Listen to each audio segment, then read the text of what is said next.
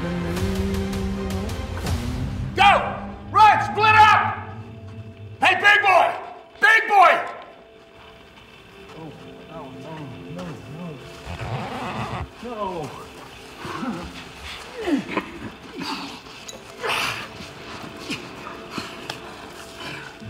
Okay, here we go. Ready? And 3, 2, 1.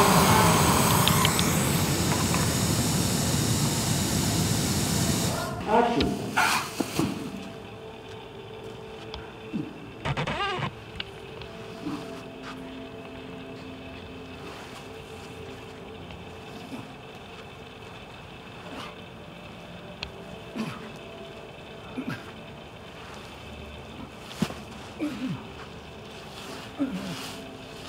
I'm going to suck in the hay. And there's a helicopter sound. This is really Alice in Wonderland because it's seen through, we're following Anna, or her character, Cate. Her friend, who Kiersey plays, May, is through her friendship with Kentaro. They're all facing familial problems, familial realities that are extremely difficult. The fact that their father, used to be involved with something that was a company that was going to do things perhaps a little differently, that changed over the years, that takes them back all the way back to wanting to find somebody who was involved with their grandparents who they know nothing about. And then I realized every shot you took, all you really... Hey! Okay, it's up. Cate is a former middle school teacher who loses her students and her loved ones after G-Day. And she's also abandoned by her dad around the same time. And so she has a lot of PTSD, and when we first meet her, she's on a mission to find out what happened to her dad and where he went missing. She's basically trying to clean up his mess, but then realizes that it's not something that she can clean up by herself. We're not done yet, because now we know how our enemy works. We do? Yes. That fight didn't go for us, went for the fire. Didn't go for Kentaro, went for the burning airplane engine. That's what's happening, as it's drawn by Cate. I need to toss that airplane like a chew toy and come chasing my friends. Because my brother tried saving us by shooting a flare at it. This is how we beat the damn thing. I knew that May was hiding something, and that her attitude was a cover. And one of the first things I talked about with Chris Black and Matt Fraction was, is she actually this fearless kind of badass? And they said no, and that was all I needed to know, because with a TV show, you don't know really where the story's gonna go. You kind of know there's an overall idea, but it was enough for me to know that she does have fears and that there's a vulnerability to her.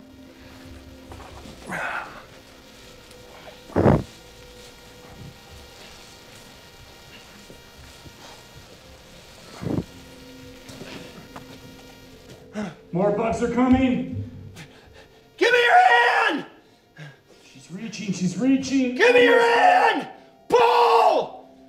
And 3, 2, 1, drop! No! When you meet Lee in a barroom brawl, you sort of see this guy who he doesn't quite know what he wants to be, but he knows he wants to be involved in something. He's the guy who's going to get in the middle of something, and he's going to do it for the right reasons. And so he interjects himself into this situation that ends up being this fantastic barroom brawl. And for the reasons that he does it are theoretically altruistic. And as he gets taken out of that brawl, you sort of meet together with him his superior officer, who becomes like a father figure to him, played by Chris Heyerdahl, General Puckett. He sees in Lee this ability to be something more than just a guy who's going to get thrown in the barracks and he's going to be a grunt. He sees something more in this kid because of the abilities that he shows. And so he sends him on this mission to protect and report about what this Japanese scientist is doing. And it's an odd mission because in 1953 or 51 at the time, going to do anything with a Japanese scientist is an odd thing. So they get thrown together, and Lee realizes that they actually are onto something. And you meet Billy and Keiko in the same episode at the same time, and they run into their first monster. And that makes Lee a believer. Fire in the hole.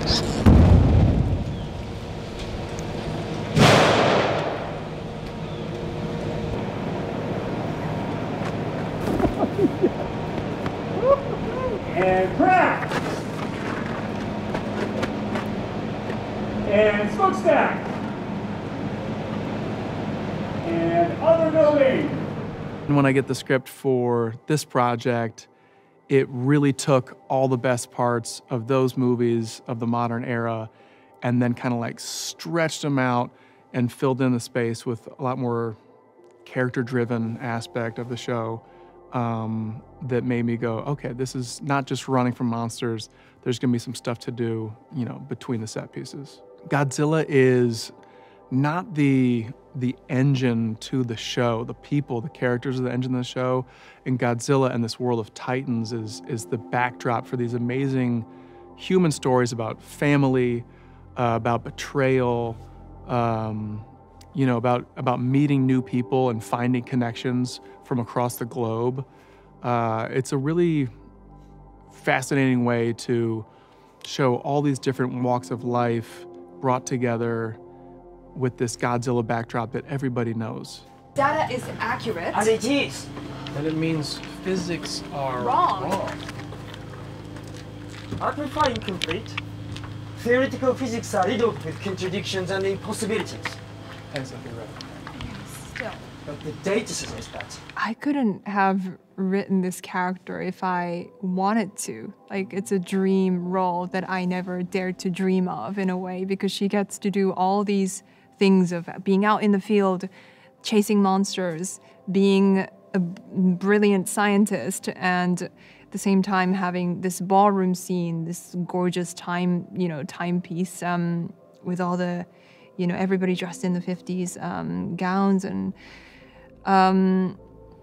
the variety of things that I've gotten to do has been so much fun. And it's special to me personally, I think, because my father watched the original 1954 Godzilla in the cinemas as a child, and he loves it. Just working with two other people in kind of this vacuum with this giant backdrop behind us has been pretty special, and they're great. They're so much fun, and sometimes you gotta remind yourself you're in a scene with them, because you'll just start watching their acting and be like, well, this Wyatt guy's pretty good, huh?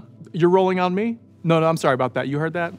And then Mari just, she can just, when we're doing the serious scenes, just snaps right into it and helps you get there where you should be in an emotional scene with her emotion, which is always helpful for somebody like myself who needs anything to get there. I think that because they focus on the characters, we see what their life was like before the attack and the aftermath, and I think it's really relatable because today, there's so much violence around the world, and it's not just, in the series it's monsters, but we are going through similar things in our everyday life. So I think people will be able to resonate.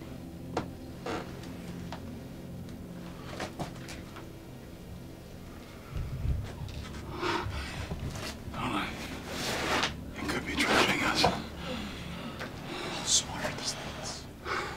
Not only the monsters are so entertaining and captivating, but it follows people's lives and the prominence of family and the consequences that people go through from such epic events is what makes this really interesting. Monarch was there in San Francisco.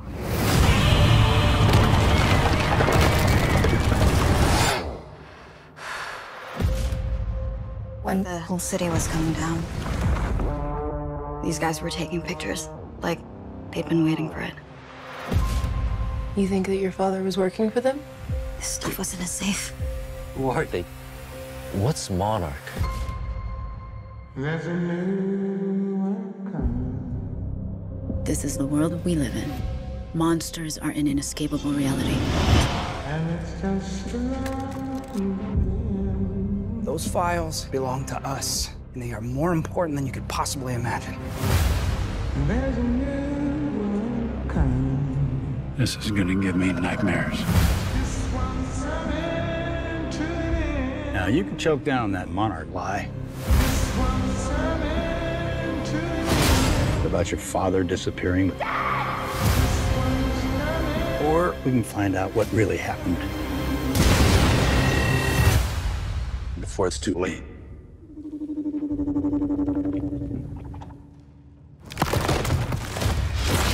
Oh my God, go! This world, it's not ours.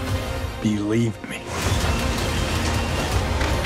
It is so much more vast than we could possibly imagine.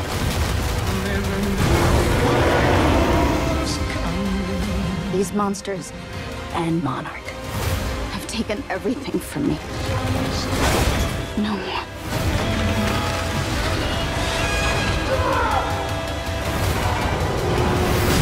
The world is on fire. If you want to save millions of lives, we can use some help.